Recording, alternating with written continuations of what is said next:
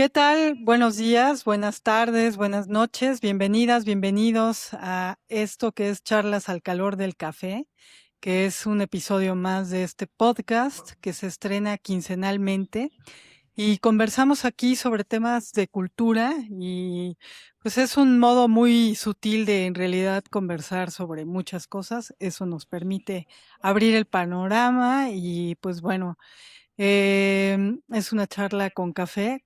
Hola, Quique. Querida Berito, ¿cómo estás?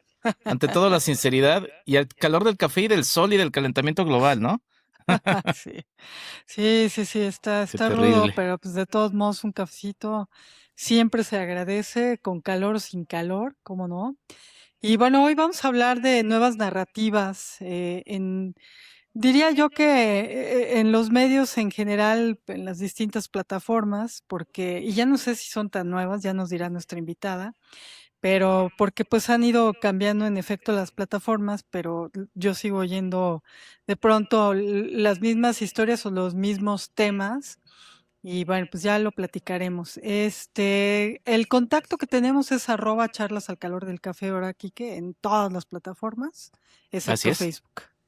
así es.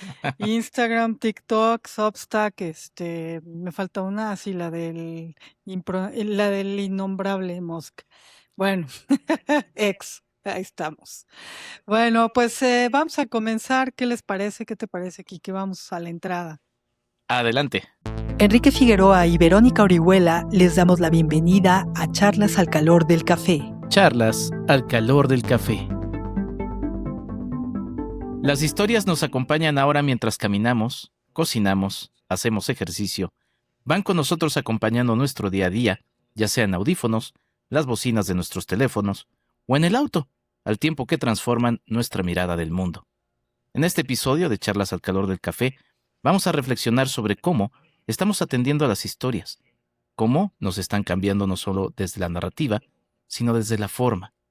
Cómo es que el contexto define la forma en que se cuentan también esas historias. Para responder esas preguntas, hemos invitado a una ganadora del premio Gabo en Colombia, el premio Ondas en España y un Ambie Award en Estados Unidos, todos el año 2025, con el proyecto documental Humo, Murder and Silence en El Salvador. Felicidades por los reconocimientos y bienvenida, Fer, bienvenida a este Charlas al calor del café. Muchas gracias por la introducción, gracias por la invitación. Estoy muy contenta de estar aquí. Estoy muy contenta de que este podcast exista. Me dio mucho gusto desde el día uno verles. Entonces, qué chido estar en los primeros episodios también. Muchas gracias, Fer. Y yo sí tengo que decir que también me siento muy feliz. Bueno, hemos tenido aquí, Quique, a una buena pila de ex estudiantes que pasaron por concepto radial. Pero bueno, porque en realidad siempre es Que grato se vea el nivel, que se vea el nivel. Sí, sí. que se vea el nivel, bueno, y platicar sobre todo con la gente que has visto de alguna manera desarrollarse. Yo en particular me siento muy orgullosa por Fer. Y la verdad es que, pues, siempre se agradece la charla, ¿no? Esta es pues una charla con cafecito, no sé si acercaste un cafecito, mi Fer, para que la Am, disfrutemos, ¿verdad? yo no soy tanto de café, traje té. Muy Entonces, bien. Eso. me preparé. Bueno, Quique votaba porque fuera charlas al calor de cualquier bebida. No es tan Está bien. catchy. No suena tan bien. Pero sí, no, creo que un día grabamos un viernes en la tarde y yo ya tenía calor y sí estaba a punto de cambiar la taza de café por una taza de cerveza o algo así, por lo menos por agua de limón, porque sí estaba brutal. Y bueno, en estos días que estamos grabando también. Bienvenida, mi querida Fer, y pues vamos arrancando. ¿Cómo ves, Quique? Pues sí, querida Berito, pues ya hicimos una breve presentación de Fer, pero Fer, nos gustaría justamente que nos contaras cuál es el origen de todos estos grandes reconocimientos que ya nos marcaba la escaleta. Cuéntanos, ¿cuál fue el origen de tu amor por este medio que es el sonoro, el auditivo? Ay, pues va a sonar súper cursi y va a parecer que lo estoy diciendo porque estoy aquí, pero real, 100% el origen es Vero. Yo aprendí el craft pero también el amor al audio gracias a la clase de Vero. Ahí fue donde conocí por primera vez los podcasts narrativos como los conocemos hoy y conocí el quehacer de la radio en Concepto Radial. Entonces son esos dos ámbitos que Vero Vero no le dejó espacio a nadie más. Vero dijo, yo voy aquí a agarrar todo para inspirar a esta gente. Y, y así aprendí la radio y de ahí me moví al podcast, que fue como un paso más o menos lógico para mí. Y enos aquí después de tantos años haciendo audio. Oye, Fer, bueno, pues muchas gracias por eso que se me adjudica, pero en realidad sí tiene mucho valor lo que haces tú, lo que hacen ustedes, que pues siempre adquieres las herramientas y el inicio a veces cuesta trabajo, ¿no? ¿Cómo empezó? Después de Concepto, cuéntanos cómo empezó la trayectoria, porque recuerdo que antes de esta última podcastera con la que hiciste, bueno, esta productora con la que hiciste Humo, que ya más adelante vamos a hablar de ese podcast, es muy importante, además, me parece casi una plática necesaria. Antes de eso ya habías tenido una trayectoria ahí, quizá más breve, ¿no? Pero ya habías pasado por otros espacios. Y quiero preguntarte esto, ¿por qué? Porque seguramente algunas de las personas que nos ven son muy jóvenes o que nos escuchan también, son muy jóvenes y de pronto se siente difícil como arrancar, ¿no? Siempre algo que pude ver es que las distintas generaciones a veces pesa un poco el arranque y de repente estás en la carrera, Fer estudia comunicación, entonces sí es como, "Ugh, ¿y por dónde vamos a empezar? Y ya quiero empezar a trabajar y no encuentro trabajo, ¿y ahora cómo le hacemos? ¿Y qué? ¿Cómo fue todo eso? Y también cuéntanos un poco de rolas sin roles. Ya iba otra vez no, hombre, eso fue eterno, ¿eh? Ya lo iba a decir al revés, pero bueno, ya está. Un saludo a Sarita y Ale. Bien bajado ese balón. Aprovechando los meses de mundial. Pues yo en la universidad empecé a hacer radio incluso antes de tomar las materias de radio porque me invitaron a participar en Concepto Radial y de ahí no lo solté. Siempre, incluso después de graduada, continué haciendo, pues aprovechando ese espacio de la radio universitaria. Y eh, yo en un punto pues pensé que nadie estaba pagando una nómina por hacer audio narrativo. Fue igual dentro de las paredes de Concepto Radial que conocí a Eric Yáñez, que también estaba muy metido en el audio narrativo, y él tenía un proyecto, bueno, tenía este concepto en la cabeza que quería aterrizar y que eventualmente trabajamos y aterrizamos juntos, que se llamó Queer Historias Disidentes. Fue un podcast de no ficción, narrativa, alrededor de la comunidad LGBT y todo lo que les atraviesa. Entonces ahí fue donde yo empecé, digamos, a hacer mis pininos dentro de una industria que también era muy chiquita y todavía no sé si se podía llamar así en ese momento, pero lo hacía yo como un hobby, como quizá hobby para mí es distinto porque creo que los hobbies no hay que profesionalizarlos necesariamente, ni monetizarlos, ni nada.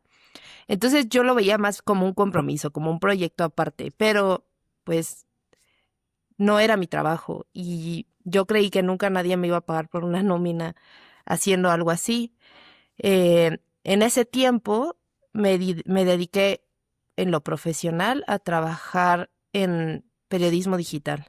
Yo trabajé en Milenio, trabajé en W Radio y ya eventualmente, después de graduarme, trabajé en Animal Político. Em, Sentía que el periodismo me perseguía de ese modo, como que eh, Sí, los ahí pagos sobre los todo iba. porque, Dale. perdón que te interrumpa, porque no todos los comunicólogos van al periodismo. Ujú. Casi es complicado, es difícil porque el medio es complicado, ¿no? Pero bueno, te interrumpí un poco ahí. No te preocupes. Sí, pues yo pensaba que ya mi línea laboral iba a ser 100% el periodismo, en este caso digital, y que iba a seguir por ese camino, pues para poder comer, y que el audio lo iba a seguir haciendo por amor al arte. Pero se atravesó la pandemia, hubo unas cuestiones ahí también de lo que decías, es medio difícil también el medio del periodismo, uno como empleado. Y ahí se atravesó una invitación que me hicieron para trabajar en Sonoro Media, donde estuve 5 años, a partir de ahí, para hacer precisamente esto. Y yo estaba sorprendida. Yo decía, ¿cómo me van a pagar por mi hobby? ¿Qué? Entonces, así empezó. Y en los últimos, bueno, en realidad a la mitad, Humo fue un proyecto que nos tomó bastante tiempo, alrededor de 2 años en hacerse. Estrenó en 2024, lo cual significa que lo empezamos en el 22. Y ya el último año, 2025, fue un año muy grato de cosechar todas esas semillitas que fuimos sembrando en la producción de ese podcast. Oye, Fer, con todo esto que nos vas contando, me gustaría preguntarte, sé que es una pregunta muy amplia, pero me gustan mucho estas preguntas. ¿Por qué necesitamos historias para entender nuestra propia vida? ¿O por qué necesitamos historias? Tú como contadora de historias, ¿qué nos dices sobre ello? Bueno, eso es algo que yo aprendí precisamente en Rolas sin Roles que hablaba Vero. Con un grupo de amigas, cuando estábamos en la universidad, aterrizamos un proyecto que se llamó Rolas sin Roles, que duró también bastante tiempo y que hablaba sobre género y sobre comunidad LGBT, todo lo que tenía que ver con género y feminismo. Y ahí, en el día a día, fuimos aprendiendo que lanzar estos grandes datos, estadísticas y cosas súper alarmantes que tienen que ver, por ejemplo, con los feminicidios en el país, es importante, pero muchas veces las cifras y como los grandes reportes a la gente le pasan un poco por encima porque, y no podemos culparles, es abrumador escuchar tantos números tan violentos en este país, en esta región. Entonces, en Roles sin Roles aprendí que las historias muchas veces tienen más ese valor de la empatía, de ponerse en el lugar de otro o de entender que los sentimientos son reales, ¿no? Pase lo que pase, uno se siente de esa manera.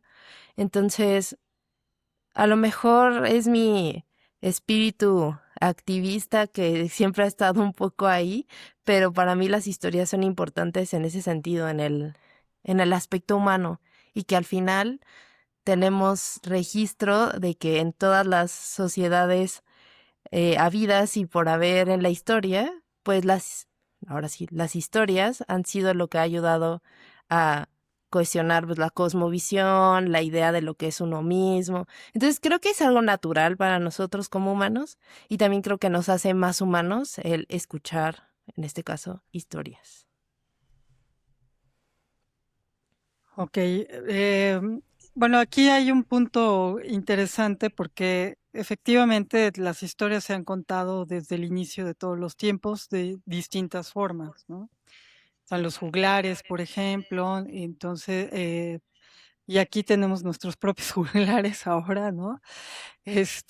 Con los narcocorridos, por ejemplo, ¿no? Ese es otro tipo de historias. Hay distintas historias, ¿no? Y distintos contextos históricos, pero han cambiado los formatos. Entonces, yo no sé, parece a veces una pregunta obvia, como el punto de, han cambiado las historias con los formatos, pues, pero no es tan obvia, porque no podrías la estructura cambiarla siempre que haya un formato distinto. O sea, al final lo que va cambiando probablemente sean, pues, la forma o la brevedad o no sé, la selección de la información, no lo sé, ya nos dirás tú, porque pues te tocó hacer radio, ¿no? Te tocó hacer periodismo en Animal Político en otro formato y te ha tocado estar en los podcasts que también tienen distintos formatos. O sea, al final, puedes tener un podcast como cuya charla dura 1 hora, ¿no? Pero puedes tener algún otro que dice, bueno, pues voy a hacerlo de 15 minutos, no sé, Hay gente que hace podcast de 15, 20 minutos y párale de contar, ¿no? ¿Cómo es eso y cómo has visto que han cambiado los formatos y si realmente han cambiado las historias por los formatos? Mm. Se me hace una pregunta interesante. También quiero saber qué piensan ustedes, porque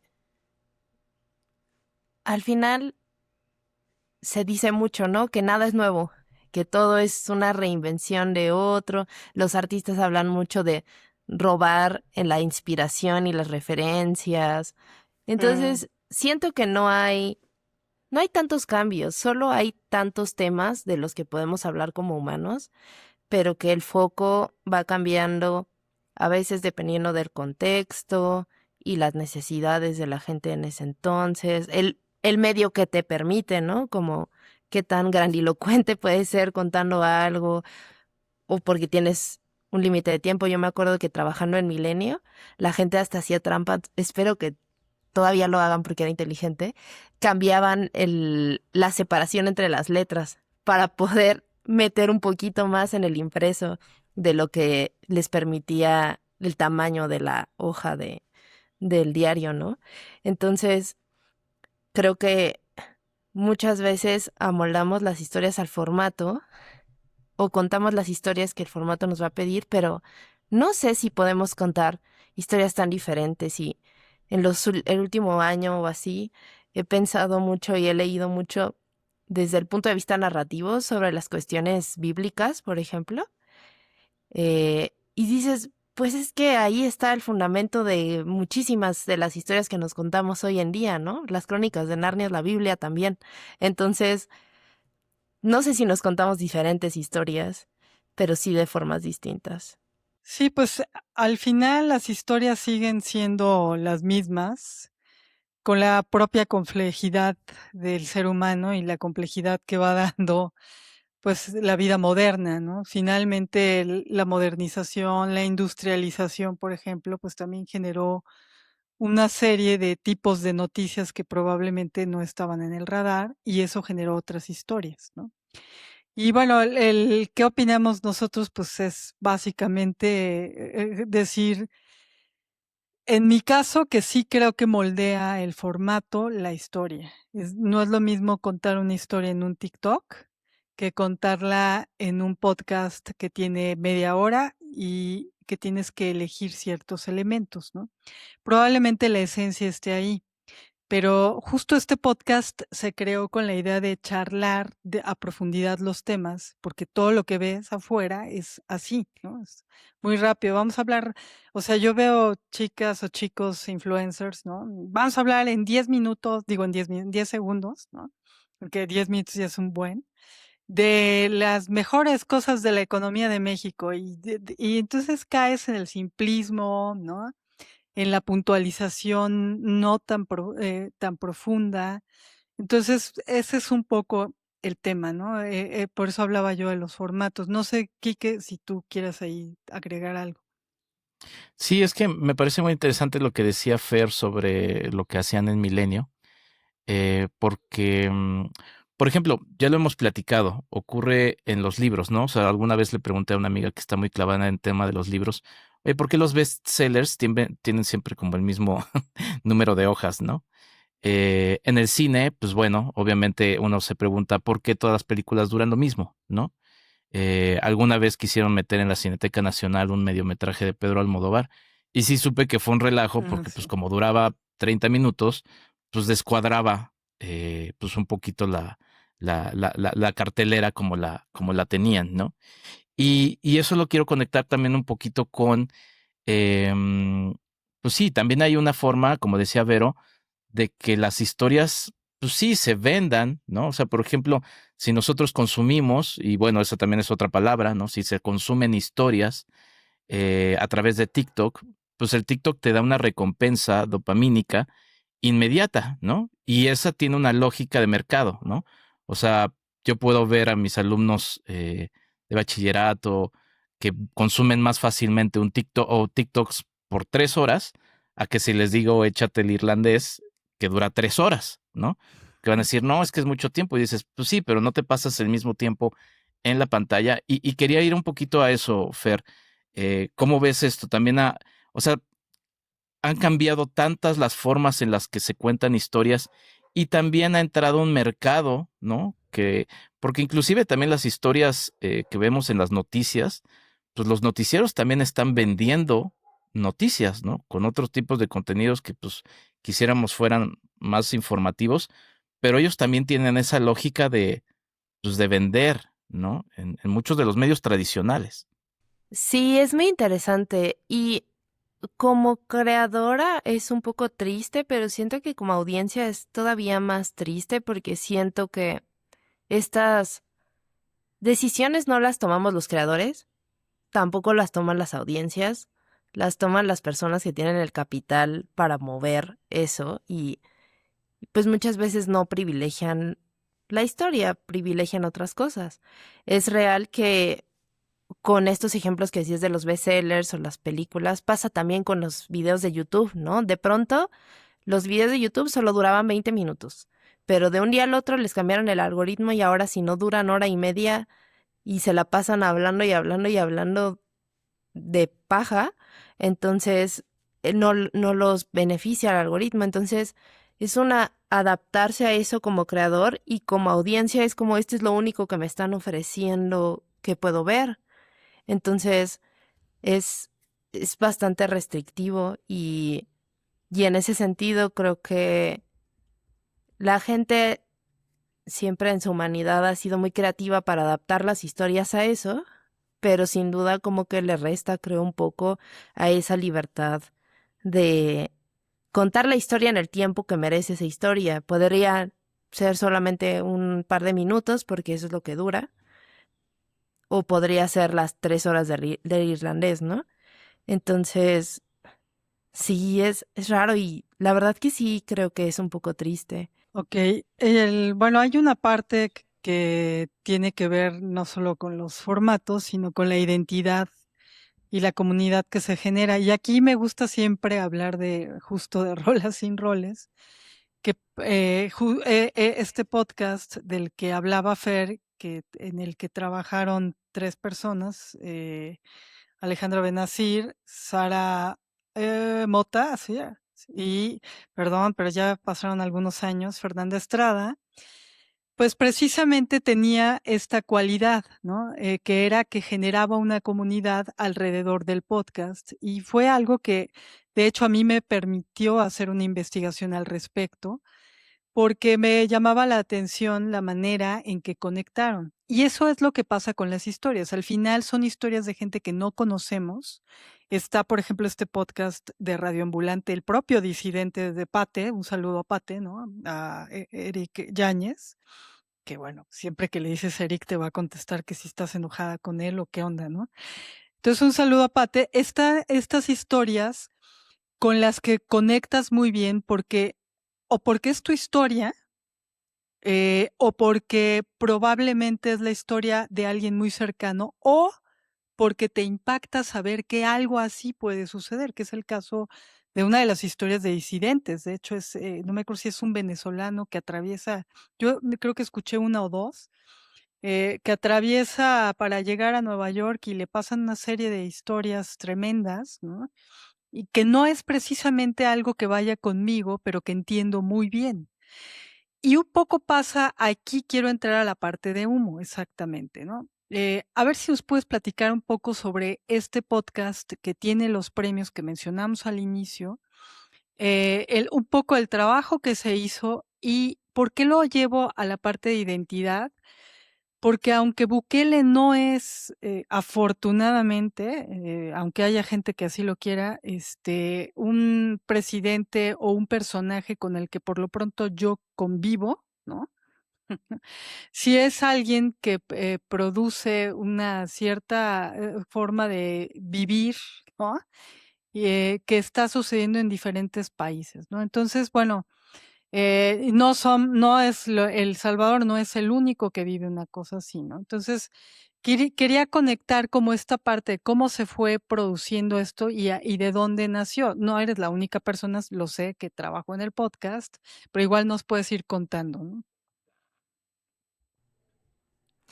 Gracias, pero sí. bueno, es interesante que pongamos a Humo como ejemplo de comunidad en esta conversación porque sin duda fue el diagrama de Venn de diferentes comunidades que conformó la idea final de lo que fue esa serie. Empezó con el radar de, de mi editora en ese momento, que se llama Jasmine Romero, y Jasmine vive en Nueva York, o al menos vivía en ese entonces en Nueva York, pero ella es salvadoreña americana con raíces como muy firmes en El Salvador. Tenía un contacto muy, muy cotidiano con esa realidad. Y ella, estando al pendiente de las noticias diarias de su país, vio que habían capturado a un hombre, ex policía, que en ese momento sospechaban había hecho una fosa clandestina dentro de su propia casa, en la que pues había cuerpos de personas asesinadas por él mismo y por otras personas. Y una cosa sumamente horrible y escandalosa en un momento en el que El Salvador seguía siendo eh, uno de los países, si no uno de los más, con eh, mayor número de asesinatos al día en la población en general. Y en un momento en el que Bukele estaba recientemente electo.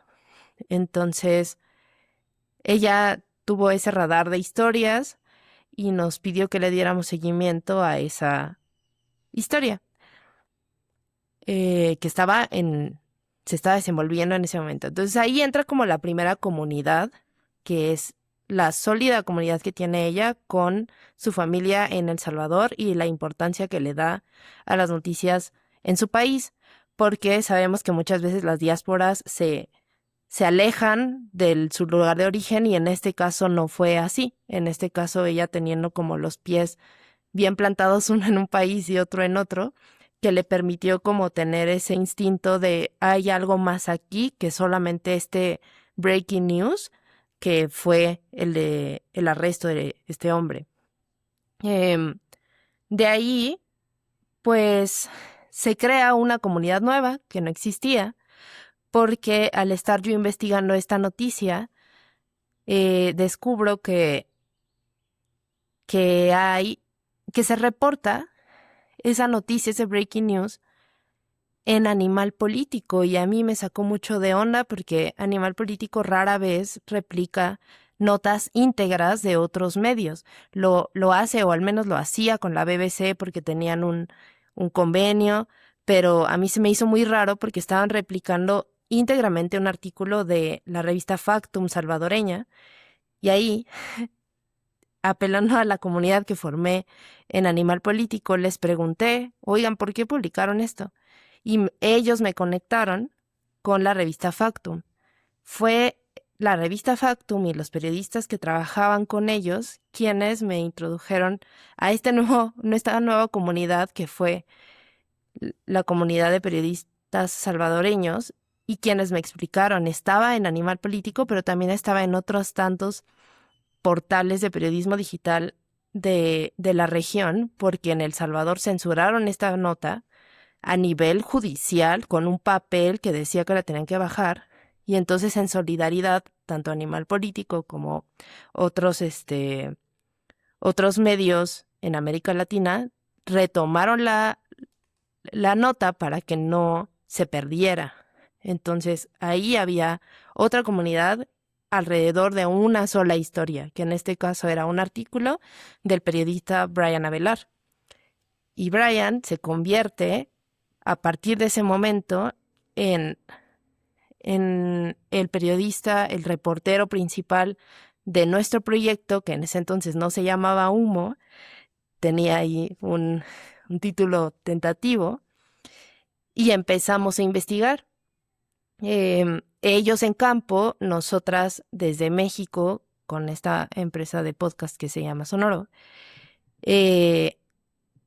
tratando de como desmenuzar la historia para saber en dónde estaba, porque sabíamos de entrada que no queríamos contar, y regresando a lo de los formatos, crímenes reales, con el formato de crímenes reales que viene súper heredado de Estados Unidos y que tiene sus implicaciones políticas y sociales problemáticas, si vamos a hablar de América Latina, y que los crímenes reales no son crímenes aislados, necesariamente todo el tiempo ideológicos, sino que tiene que ver con el contexto social y político que existe.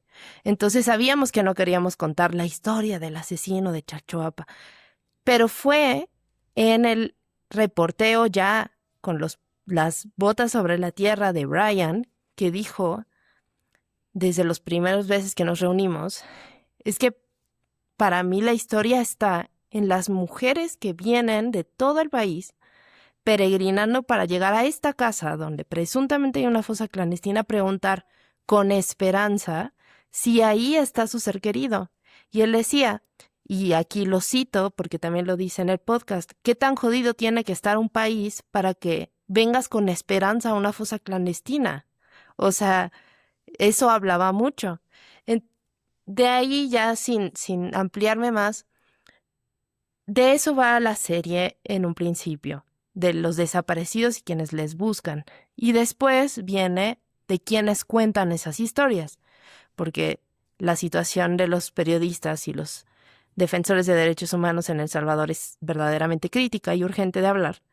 Entonces, de ahí surgen estas otras comunidades. Un gran error que yo percibo en la industria del podcast, al menos en español, es que quienes toman las decisiones monetarias no se dan cuenta que el podcast es un medio, un formato comunitario, es de nicho. No es una cosa masiva, no es como poner en la radio todas las mañanas el mismo programa. La gente que escucha podcast es muy fiel y quiere escuchar esas historias, pero de pronto parece que quienes toman las decisiones se las quieren vender a todos por igual. Entonces, para mí, poniéndolo en este contexto que decías, Vero, de la comunidad, Humo es una muestra del nicho al que pertenece ese podcast, porque ¿quiénes son los que tienen interés en escuchar esas historias? Los periodistas, los amantes de lo narrativo, los que están pensando que qué nuevo y qué bueno tomar un crímenes reales y transformarlo en otra cosa, pero no es la masa general a la que presuntamente a veces le hablamos desde la televisión. Entonces, ahí es donde he encontrado, por ejemplo, esos pequeños detalles que nos dejan ver que en el caso del podcast muchas veces tenemos que hablarle a un nicho y cuidarlo, no descuidarlo en pro de la masa. El tema de los podcasts, que es otro, a eso me refería yo con el tema también de los formatos y las historias, cómo cambian, ¿no? O sea, finalmente en un podcast puedes contar todo esto. Entonces, nada más aquí quería comentarte que el tema de la comunidad eh, traspasa el área de la producción, sino que se genera una comunidad alrededor de quien escucha el podcast que se vuelve prácticamente una red social. O sea, ha habido gente que conecta a través de un podcast con otros grupos de personas. Entonces, eso creo que es muy importante no perderlo de vista, ¿no? Gracias. Sí, que es un poquito a lo que iba, ¿no? El origen del podcast viene de los blogs, ¿no? De esta intención de la gente de querer escribir cosas muy personales que además no estaban viendo en los medios masivos, ¿no? Y al ver eso reflejado, pues la misma gente que los iba encontrando o leyendo, pues se sentía justamente cercana y había esta, pues sí, sensación de comunidad, ¿no? De hacerse grupos alrededor de eso. El podcast mismo, cuando nace, pues también tiene esa sensación. Ahora vivimos en una etapa en la que se ha masificado muchísimo. Los medios tradicionales le han entrado no al formato del podcast, sino como al universo del podcast, ¿no? Así como de, pues yo voy a meter lo mismo que tengo en mis medios, pero ahora lo meto aquí, ¿no? Pero también, pues sí, otra vez esta idea de monetizarlo, ¿no? Las propias plataformas han entrado a privilegiar eso, como decías, Fer, ¿no? YouTube te dice, ¿sabes qué? Te voy a recompensar con mayor visibilidad si cumples lo que yo te digo, ¿no? Igual que como lo decíamos con los libros y de las películas, Spotify también te dice, ¿sabes qué? Si lo pones en video, te voy a privilegiar con eso. Y vivimos justamente en un momento complejo en el que así también se van pues silenciando las propias comunidades, ¿no? A partir de pues, la dictadura de este algoritmo.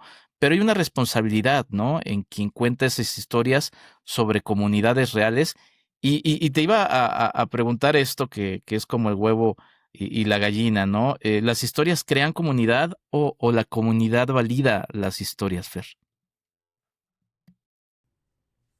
Ay, qué fuerte, no sé.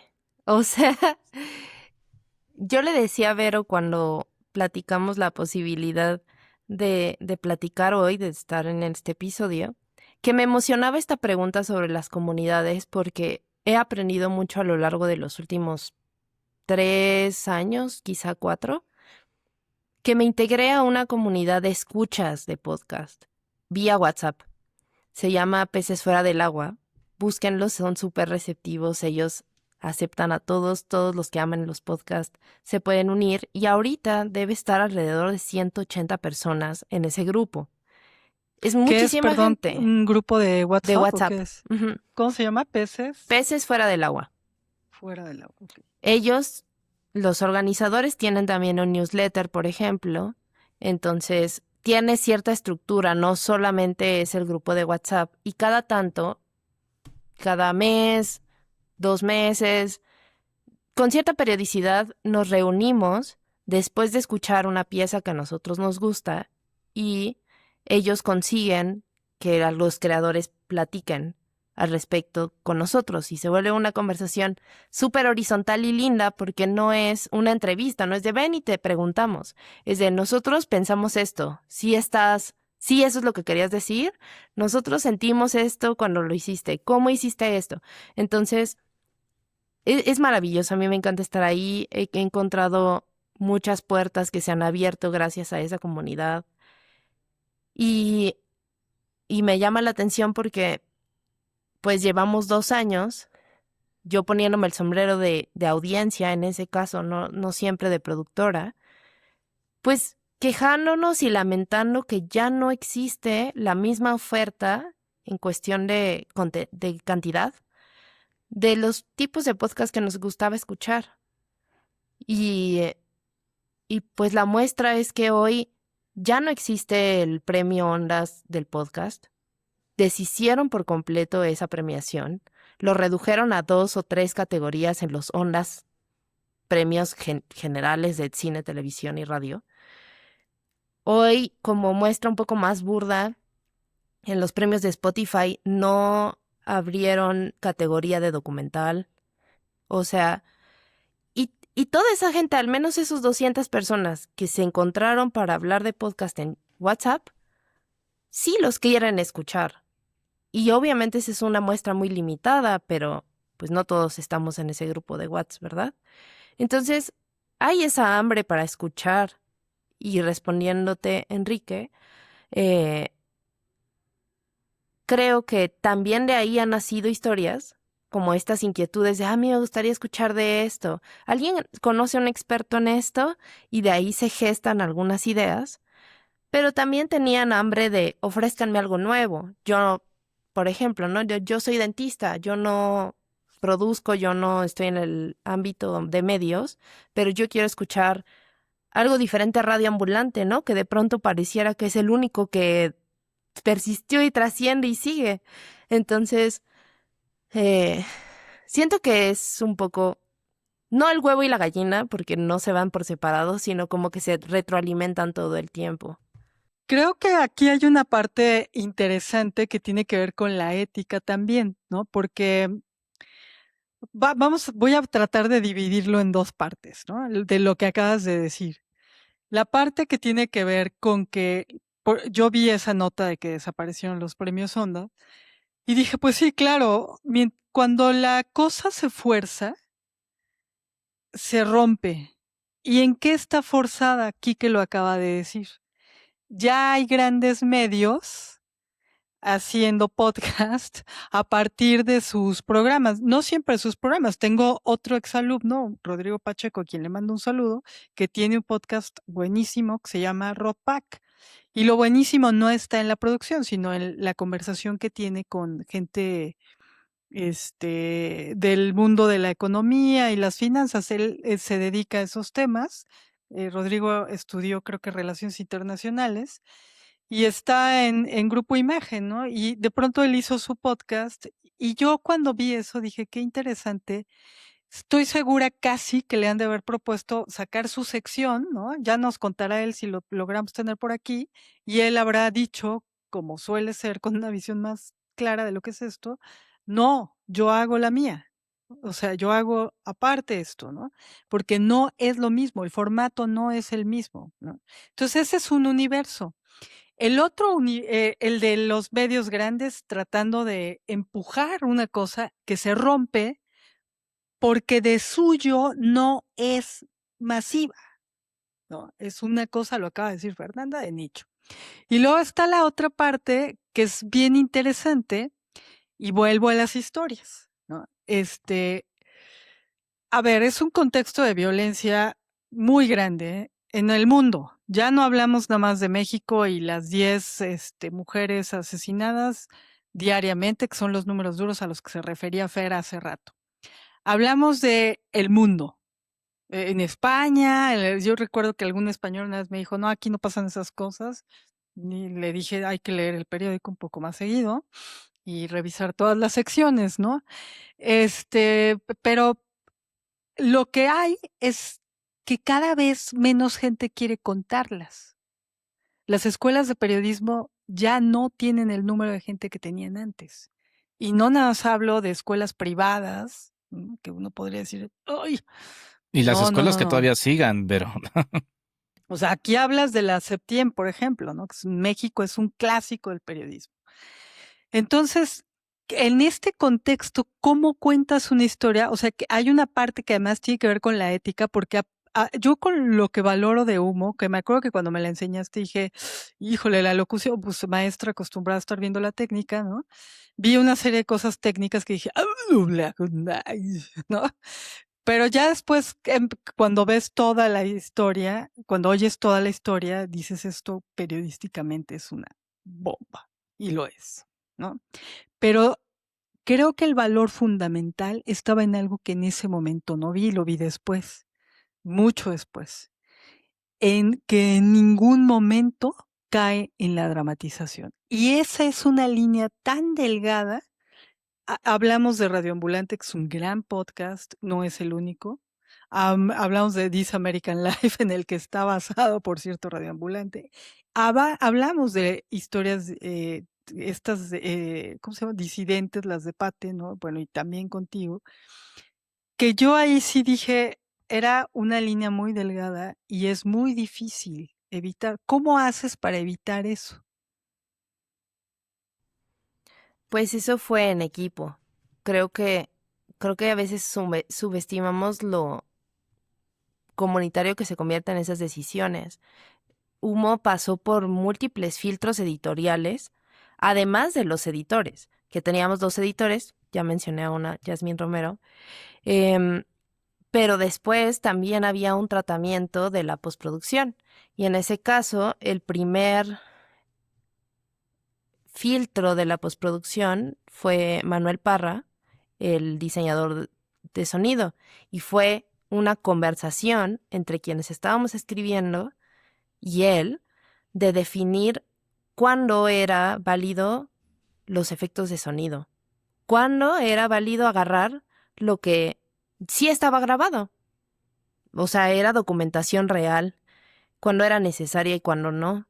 Entonces, fue un navegar entre lo creativo y lo editorial, que igual yo aprecio mucho porque pues tiene varias capas, no tiene solamente la cuestión del diseño sonoro por los folies y por la grabación documental y por el material de archivo, sino que también estuvo la cuestión de la música original, que hoy casi nadie quiere financiar, por ejemplo.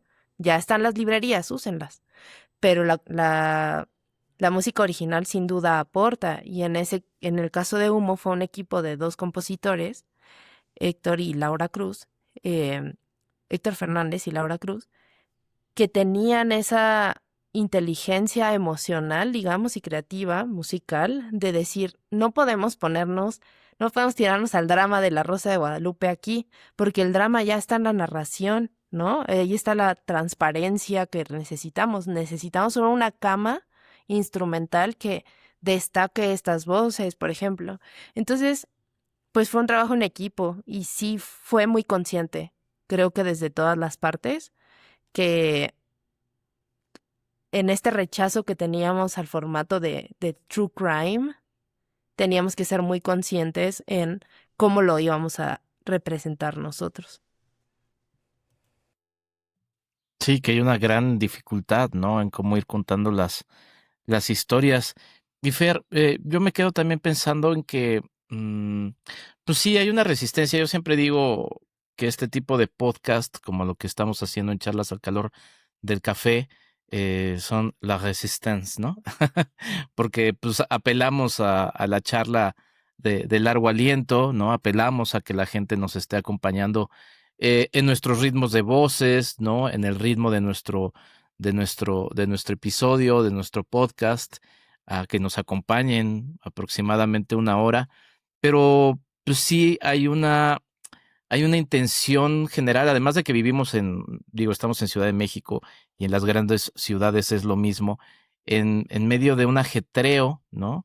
Pero también hay una saturación que está medida, ¿no? Y que va consciente en que escuchamos en un café música a todo volumen, con un pop acelerado, en el cine, en la cartelera comercial, vemos películas editadas con un ritmo igualmente acelerado. Se nos ha provocado, inclusive yo me acuerdo cuando en WhatsApp se nos permitía la posibilidad de acelerar la voz de nuestros, pues sí, de la gente que nos enviaba voces. Yo decía, híjole, ahora sí estamos, estamos tirándonos al carajo, disculpen el francés, ahora que estamos hablando de la resistencia y la liberté. Pero es que escuchamos mejor, Fer, o solo más rápido. ¿Cómo ves esto? Pues quiero hilar con lo que decía Vero de ya no hay gente que quiera contar esas historias. Yo difiero. Yo más bien creo que tiene más que ver con lo que dice Enrique ahorita, con la oferta que hay. O sea, ¿ya qué escuela ofrece periodismo a secas? Ninguna. Y eso es porque las necesidades del mercado y los estudiantes tienen que salir con esta cosa global y saber usar internet y pues no es así. O sea, Eso es culpa de la OCDE. saludos a la Sí. UCDE. Sí, o sea, ya no. Yo creo que sí hay esa inquietud y ahí hay, creo, un poco de ironía de que en los productos mediáticos, muchas veces los protagonistas son guionistas, periodistas, reporteros. Y eso es porque quienes escribimos las historias es la realidad con la que nos identificamos y de lo que podemos hablar. Pero al final, ¿puedes vivir del periodismo al 100% hoy en día? O sea, es irónico que nuestros protagonistas sean la tantos protagonistas en los principios de los 2000 era periodista de moda. Y era como, ya nadie vive de eso, amigos. Ya nadie tiene esa posibilidad de vivir la vida del glamour de Nueva York, nada más del periodismo. Entonces, siento que tiene que ver con la oferta que hay, tanto para estudiar estas áreas como para recibirlas. Eso de poner todo en por dos, pues por sí mismo no es malo, ¿no? Pero está enmarcado en un contexto de consumir esto para poder consumir lo siguiente. Entonces, no sé, sí es decepcionante. Suena un panorama aterrador para el periodismo. No, bueno, claro que el periodismo es muy amplio, ¿no? Está el periodismo cultural, está el periodismo deportivo, está, bueno, de deportes, me va a ahorcar Mac. Este, está el político y está esta forma de hacer las cosas, digamos,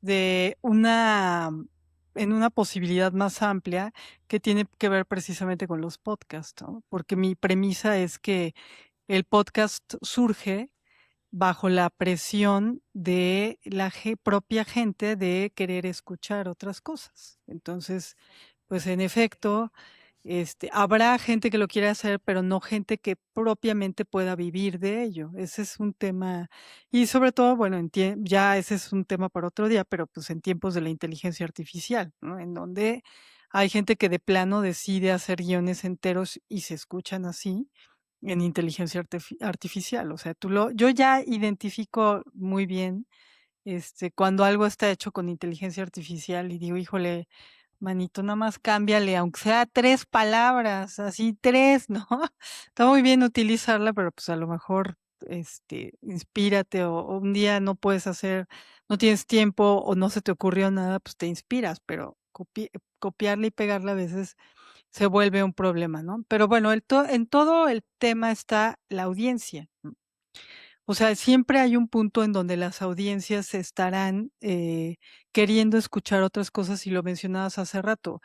Esta comunidad, ¿no? Que se reúne para escuchar otras cosas, pues finalmente es una comunidad interesante que también la hay para otros podcasts. He escuchado otros podcasts que hacen eso y que, bueno, pues se va, digamos, se va juntando la gente para dar una opinión.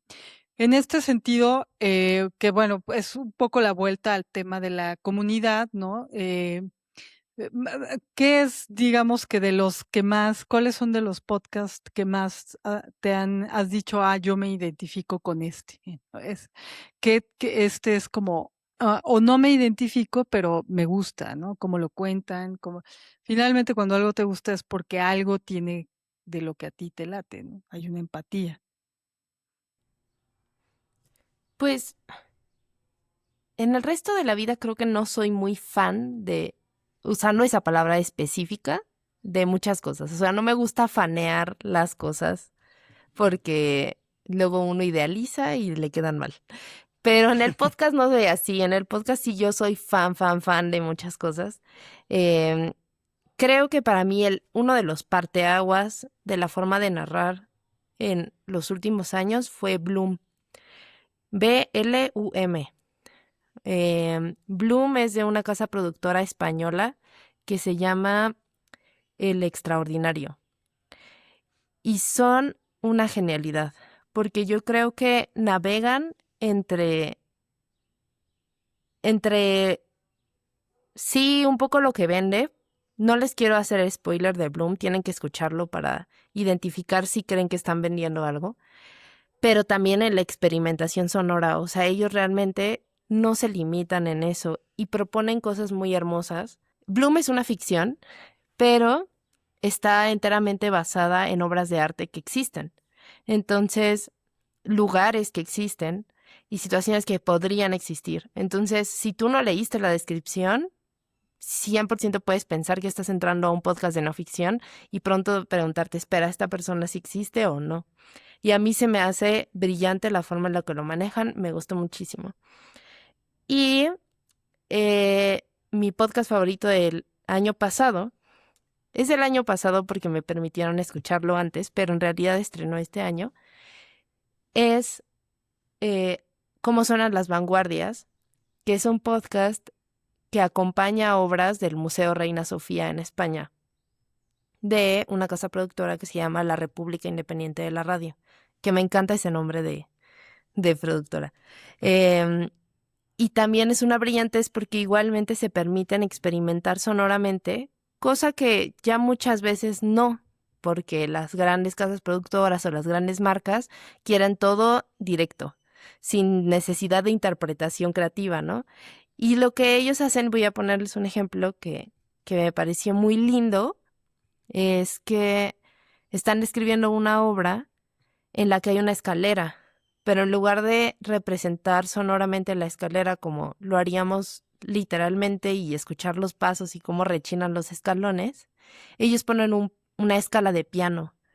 Entonces uno lo entiende perfectamente, no hay necesidad de que le expliquen qué es lo que están diciendo, pero usan ese tipo de cosas que yo creo que pues son un poco ligeramente más abstractas de lo que escucharíamos en lo comercial, pero lo hacen muy bien.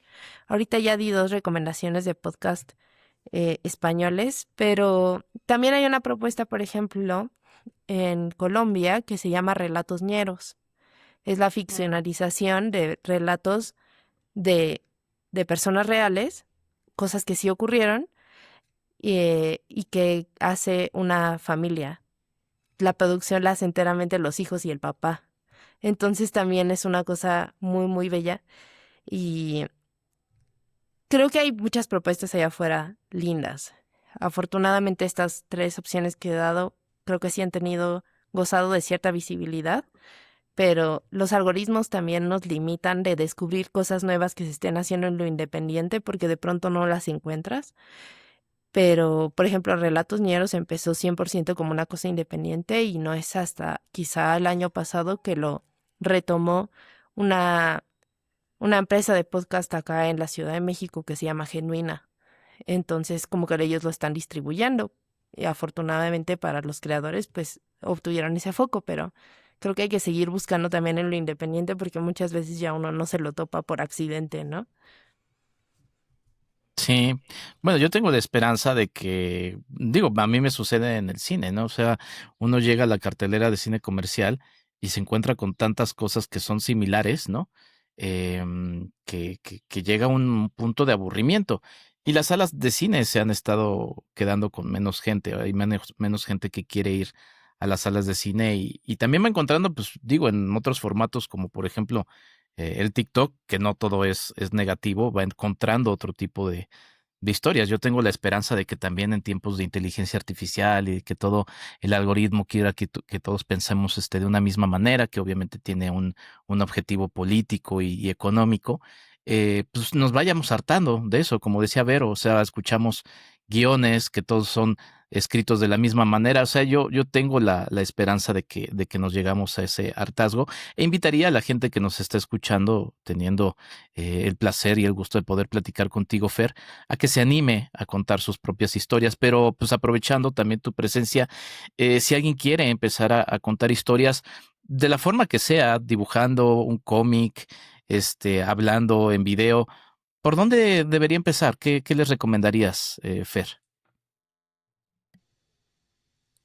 Esta es una pregunta linda. Creo que coincidentemente me la han hecho los últimos meses varias veces y he tenido la oportunidad de reflexionar mi respuesta. Creo que la pregunta que haría yo es ¿por qué yo tengo que contar esta historia? ¿Por qué me apela a mí? ¿Por qué me llamó la atención? Y en esa autorreflexión encuentras otras respuestas, ¿no? Ah, me llamó la atención porque en este momento de mi vida estoy pasando por esto. Me llamó la atención porque leí las noticias ayer y me parece que esto es algo que debería estar ahí. Y, y en ese valorar nuestra propia percepción, nuestro propio instinto de aquí hay una historia, creo que surgen los pilares de las historias. Entonces, para mí es un ejercicio de, lo primero, primer paso, ejercicio de autorreflexión. ¿Por qué yo? Porque a mí se me ocurrió esta historia, porque yo la quiero contar. Pues mira, muy bien. Sí, el tema de saber qué es lo que quieres contar y por qué lo quieres contar, ¿no? Y y luego aprender la técnica. O no, luego es mejor no aprender nada y aprender por la haciéndolo, ¿no? Echando a perder se aprende, dicen.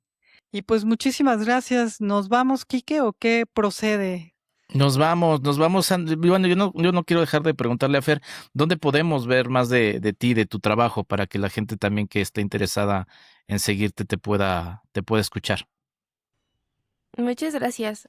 Yo tengo un sitio web que es ferestrada.mx. Ahí pueden ver mi portafolio.